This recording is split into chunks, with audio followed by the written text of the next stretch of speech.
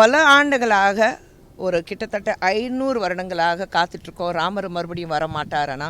இன்றைக்கி பிரதமர் மோடி அவர்களுடைய ஆட்சியில் இன்றைக்கி ராமர் மறுபடியும் ஒரு இடத்துல நம்ம பார்க்க போகிறோம். திமுக எம்எல்ஏவுடைய அவங்க வீட்டிலேயே ஒரு சிறுமிக்கு இந்த அளவுக்கு கொடுமை நடந்திருக்கு. அவள் வெளியே தனக்கு விழுந்த அடி பர்ன் மார்க்ஸ் எல்லாமே காமிச்சிருக்கா. அவங்க யார் நீங்கள் ஆட்சியில் இருக்கீங்களோ அவங்க வீட்லேயே பெண்களுக்கு பாதுகாப்பு இல்லைன்னா அப்புறம் நம்ம சமுதாயத்தில் நம்ம நாட்டில் நம்ம தமிழகத்தில் எங்கிருந்து பெண்களுக்கு பாதுகாப்பாக இருக்கும்.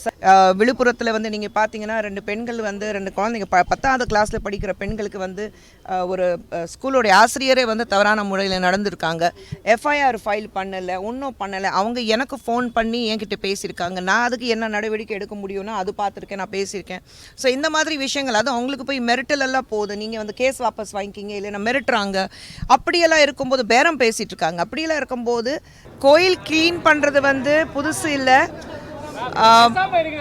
ஒவ்வொரு இடத்துலையும் நம்ம பகுதியில் இருக்கிற கோயில்கள் நம்ம சுத்தம் பண்ணால நம்மளை பார்த்துட்டு இன்னொருத்தர் வருவாங்க, கோயில் சுத்தம் வைக்கணும்னு ஆசைப்படுவாங்க. இன்றைக்கி நம்ம நாட்டில் கோயிலுக்காக நம்ம இவ்வளோ கஷ்டப்படுறோம். கோயில்கள் நல்லா இருக்கணும், நம்மளுடைய கலாச்சாரம் அதுதான். அப்படி இருக்கும்போது நம்மளுடைய கல்ச்சர் அதுதான். அப்படி இருக்கும்போது நம்ம கோயில் ஏன் சுத்தம் வைக்க முடியாது? ஸோ பிரதமர் மோடி அவர்கள் இது ஆரம்பித்து வச்சார். ஸோ ஸ்வச்ச பாரத் ஏற்கனவே இருக்குது, உங்களுக்கே தெரியும். நாடு சுத்தமாக இருக்கணும். இப்போ கோயில்கள்லேயே பல இடத்துல நம்ம அழகு பார்க்குறோம். அதை சுத்தமாக வைக்கணுங்கிறதுக்காக இது ஆரம்பிச்சிருக்கோம். அண்ட் இன்றைக்கி நான் பண்ணுறேன்னா என்னை பார்த்துட்டு இது 4 பேர் இது பண்ணுவாங்க. ஸோ அவங்க பகுதியில் இருக்கிற கோயில்கள் எல்லாம் சுத்தமாக வச்சாக்கா நமக்கு ஒரு கோயிலுக்கு போகும்போது ஒரு மிகப்பெரிய நிம்மதி கிடைக்கும். கோயிலுக்கு பண்ணியிருக்கீங்க, இது மாதிரி இன்னும் தலையுறத்தில் எந்த அளவுக்கு பண்ண போகிறீங்க, வேறு எதாவது ஆர்கனைஸ் பண்ண போகிறீங்க? கண்டிப்பாக நாங்கள் பண்ணுவோம். ஏன்னா இது இன்றைக்கி ஒரு கோயில் இருக்குது அதுக்கோட நிறுத்த போகிறோங்கிறது கிடையாது. தொடர்ந்து பண்ணுவோம். தமிழ்நாடு முழுவதும் எங்கெல்லாம் கோயில் இருக்கும் ஒவ்வொரு இடத்துக்கு போயிட்டு யார் வேறு திசைக்கு போயிட்டு நம்ம பாஜகலேருந்து ஒவ்வொரு திசைக்கு போயிட்டு இன்றைக்கி நான் இருக்கேன் இல்லை அண்ணாமலைஜி இருக்காங்கிறது மட்டும் கிடையாது. எங்கள் கட்சியில் இருக்கிறது கோடிக்கணக்கான காரியகர்த்தாஸ் இருக்காங்க. அவங்க எல்லாரும் ப்ராபப்ளி அவங்க உங்களை மாதிரி பேட்டி கொடுக்க முடியாது, இல்லைன்னா நீங்கள் போய் பேட்டி எடுக்க மாட்டீங்க. பட் அப்படி இருந்தும் அவங்க செல்ஃப்லெஸ்லி போய் ஒவ்வொரு கோயில் சுத்தம் பண்ணிகிட்டே இருக்காங்க. அதுதான் எங்களுடைய இப்போதுக்கு ஒரு என்ன சொல்கிறது ஒரு லட்சமே இருக்குது. கேட்கல பராமரிப்பு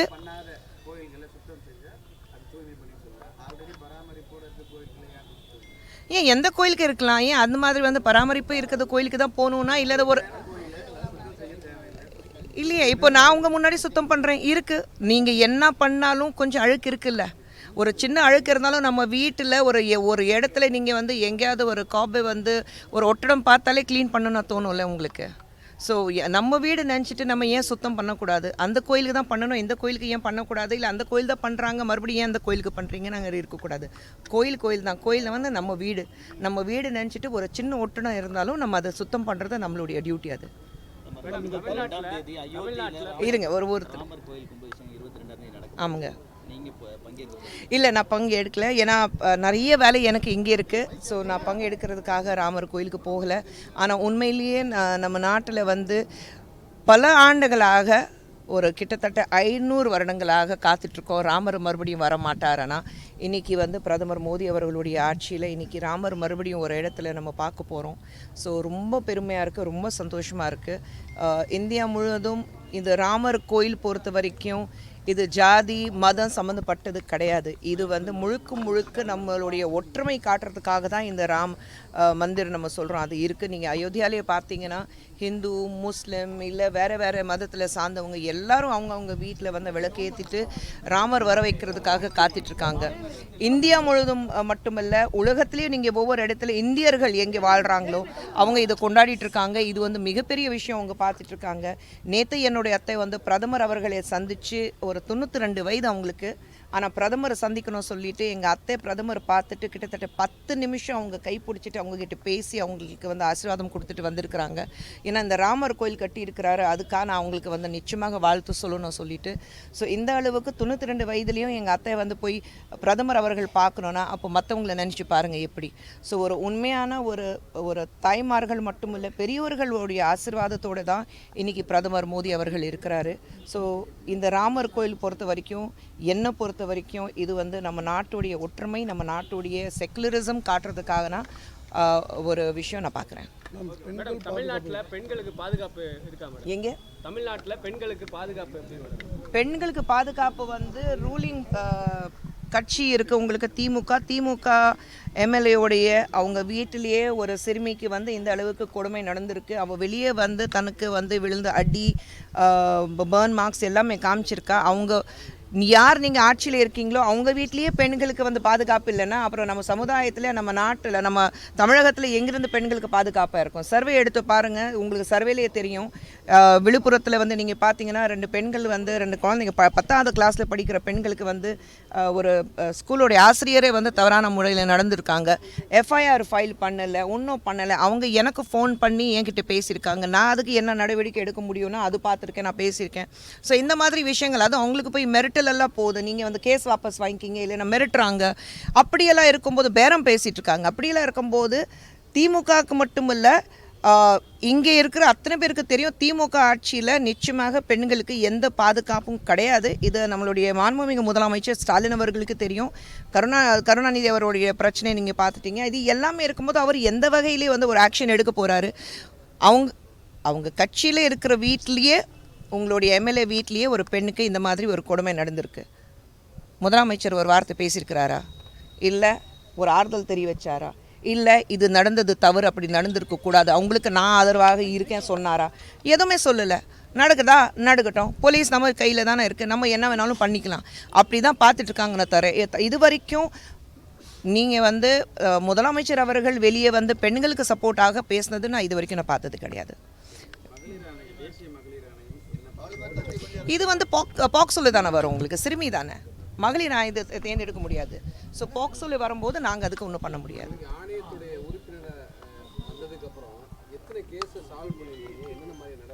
அது நீங்கள் இதில் போயிட்டீங்கன்னா எங்களுக்கு ஒரு நாளைக்கு கிட்டத்தட்ட 100 கேசஸ் வரும். அந்த 100 கேசஸ் வரும்போது எனக்கு கீழே வந்து 5 மாநிலங்கள் இருக்குது. அந்த 5 மாநிலங்கள்லேருந்து நீங்கள் பார்த்தீங்கன்னா ஒரு நாளைக்கு கிட்டத்தட்ட ஒரு 100 கேசஸ் எனக்கு வந்துடும். அந்த 100 கேசஸ்லேருந்து எங்களுக்குன்னா ஒரு கமிட்டி இருக்குது. அந்த கமிட்டிலேருந்து இன்வெஸ்டிகேஷன் ஆஃபீஸர்ஸ் இருக்காங்க. அந்த எல்லாமே அப்ரூவ் பண்ணிவிட்டு அவங்களுக்கு அனுப்பி இன்வெஸ்டிகேஷன் ஆஃபீஸர்ஸ் அதை பார்த்துட்டு அப்ரூவ் பண்ணிவிட்டு, அதில் பல கேசஸ் கொஞ்சம் பொய்யான கேசஸ் இருக்கும். பல கேசஸ் வந்து சிலது வந்து சும்மா வந்து ஒரு பழி வாங்குகிற முறையில் தான் சில கேசஸ் இருக்கும். ஸோ உண்மையான கேசஸ் எடுத்துகிட்டு அது மட்டும் நாங்கள் வந்து இன்வெஸ்டிகேட் பண்ணி அதை ஆக்ஷன் எடுக்கிறோம். போலீஸ்கிட்ட பேசுகிறோம். போலீஸ்கிட்ட இப்போ நானே உங்களுக்கு தெரியும், லாஸ்ட் டைம் வரும்போது இங்கே டிஜிபி அவங்கள பார்த்துட்டு, சங்கர் அவர்களையும் ஷைலேந்திர பாபு அவர்கள் இருக்கும்போது அவங்க 2 பேரும் பார்த்துட்டு 720 கேசஸ் கடந்த 2 வருஷத்தில் நான் வந்து கொடுத்துருந்தேன் தமிழகத்தில். ஸோ இதெல்லாம் நாங்கள் பண்ணிட்டு தான் இருக்கோம். நிறைய கேசஸ் நாங்கள் சால்வ் பண்ணுறோம். தமிழ்நாட்டில் பெண்கள் பாதுகாப்பு மாதிரி வட இந்தியாவிலையும் பிரச்சனை இருக்குது. டேட்டா படி வந்து பீகார்ல தான் அதிகமாக இருக்குது மேக்ஸிமம் கேசஸ். உங்களுக்கு வட இந்தியாவை விட உங்களுக்கு மேக்ஸிமம் கேசஸ், எங்களுக்கு வர மேக்ஸிமம் கேசஸ் பீகார், ஆந்திர பிரதேஷ், இது 2 தான் மேக்ஸிமம் கேசஸ் வரும். இருக்கு. பட் எங்களுக்கு வர, நான் வந்து ஒரு உறுப்பினராக சொல்கிறேன், எங்களுக்கு வர கேசஸ் சொல்கிறேன். எங்களுக்கு வர கேசஸில் தான் மட்டும்தான் பேச முடியும். ஒரு நேஷனல் கமிஷன் ஆஃப் உமன் உறுப்பினராக என்னால் அது மட்டும் தான் பேச முடியும். ஸோ எங்களுக்கு வர கேசஸ், ஸ்பெஷலி எனக்கு வர கேஸ் இதான். பீகார் எனக்கு கீழே இருக்குது. ஸோ எனக்கு மேக்ஸிமம் வர கேசஸ் வந்து பீகார் அண்ட் ஆந்திர பிரதேஷ். ஆல்மோஸ்ட் ஈக்குவலாக தான் இருக்குது. தமிழ்நாடு வந்து ரொம்ப பின்வாங்கி இருக்குன்னு நான் சொல்ல மாட்டேன். அதான் நான் சொல்கிறேன், இங்கே தானே இருக்கேன் நான், டெய்லி கேசஸ் பார்த்துட்டு தானே இருக்கோம். ஸோ வெளி மாநிலத்தில் வந்து அங்கே போய் பார்க்குறோம், நம்ம மாநிலத்தில் இங்கே தான் இருக்கோம், டெய்லி படிக்கிறோம், டெய்லி நியூஸ் நமக்கு வருது, உங்களுக்கும் வருது. ஸோ அதான் நான் கேட்டேன், முதலமைச்சர் ஏதாவது ஒரு வார்த்தை சொல்கிறாரா? இன்னும் வரல, இன்னும் கொஞ்சம் பயத்தில் தான் இருக்காங்க பெண்கள். இப்போது நீங்கள் பார்த்தீங்கன்னா விழுப்புரத்தில் அந்த 2 குழந்தைங்களுக்கு வந்து, இந்த 2 குழந்தைங்களுக்கு வந்து ஒரு பாலியல் தொல்லை இருக்கும்போது, ஆசிரியர்கிட்டேருந்து பாலியல் தொல்லை இருக்கும்போது அவங்களுக்கு மிரட்டல் போகுது. போலீஸ்காரங்க மிரட்டுறாங்க, கட்சிக்காரங்க போய் மிரட்டுறாங்க, நீங்கள் கேஸ் வாபஸ் வாங்கிக்கிங்க. அப்படி இருக்கும்போது ஒரு பயத்தில் தான் வாழ்ந்துட்டு இருக்காங்க. ஏன்னா ரொம்ப பின்பற்ற மக்கள் அவங்க, சமுதாயத்தில் வந்து ரொம்ப கஷ்டப்பட்டு வாழ்கிற மக்கள். அப்படி இருக்கும்போது குழந்தைங்க படிக்க வைக்கணும், கல்வி தான் ரொம்ப முக்கியம். நான் சொல்லி குழந்தை படிக்க வைக்கும்போது பெண் குழந்தைங்களுக்கு இந்த மாதிரி ஒரு அநியாயத்தை நடக்கும்போது நிச்சயமாக அவங்க முன் வந்து பேசுகிறதுக்கு கொஞ்சம் பயப்படுறாங்க. நாளைக்கு வேறு ஏதாவது பிரச்சனை வந்துருமான்னு ஒரு பயப்படுறாங்க. ஆனால் எனக்கு சந்தோஷமாக இருக்குது. ஏன்னா இந்த ரெண்டு குழந்தைங்களுடைய வீட்டிலேருந்து என்னை காண்டாக்ட் பண்ணி உங்களால் ஏதாவது பண்ண முடியுமானா என்கிட்ட கேட்டிருக்காங்க. ஸோ எனக்கு ரொம்ப சந்தோஷமாக இருக்குது அந்த வகையில். கேஸ் வந்து ஒரு விஷயம் நீங்கள் தெரிஞ்சுக்கணும்.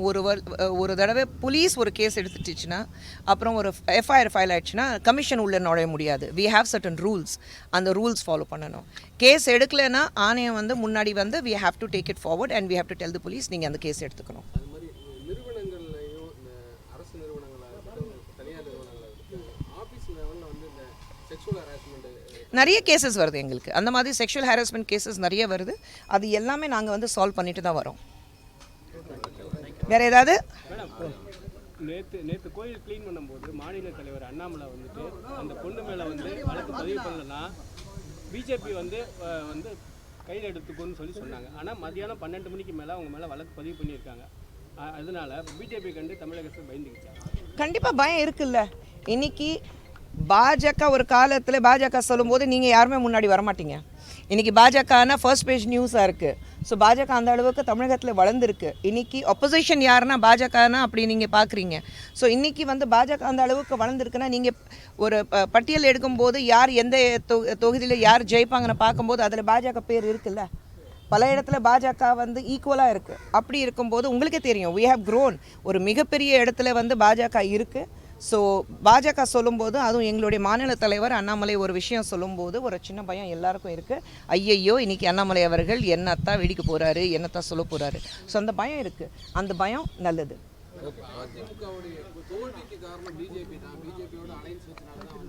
அலையன்ஸ் விஷயத்தில் நான் எதுவுமே பேச முடியாது. அது வந்து டெல்லியிலேருந்து பேசுவாங்க, இல்லைன்னா எங்களுடைய மாநில தலைவர் அண்ணாமலை. அதை நாங்கள் சொல்லிக்கிறோம். அது எங்களுக்கு பெருமையாக இருக்குது அதை சொல்லிக்கிறதுக்கு. அதான் சொல்கிறேன், அவங்கள பற்றி என்னால் பேச முடியாது. அந்த பொசிஷனில் நான் இல்லை. நான் கட்சி சார்பாக அவ்வளோ விஷயங்கள் பேச முடியாது. அது டெல்லியிலேருந்து பேசுவாங்க, இல்லைன்னா மாநில தலைவர் பேசுவார். மேடம், காயத்ரி ரகுராம் வந்து இப்போ அதிமுக போய் சேர்ந்துருக்காங்க. சரிங்க, அதுக்கு அதை பற்றி நீங்கள் என்ன ஒன்றும் நினைக்கல.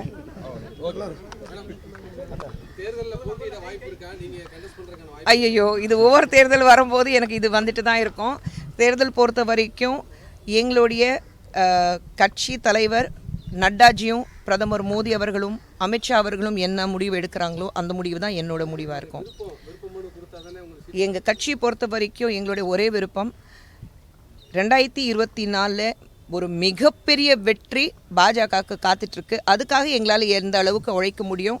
பிரதமர் மோடி அவர்கள் மீண்டும் வருவார், அது எல்லாருக்கும் தெரிஞ்ச விஷயம். அதான் நாங்கள் சொல்கிறோமே, அப்கி பார் 400 பார், 400 தாண்டி பாஜக இருக்கும்.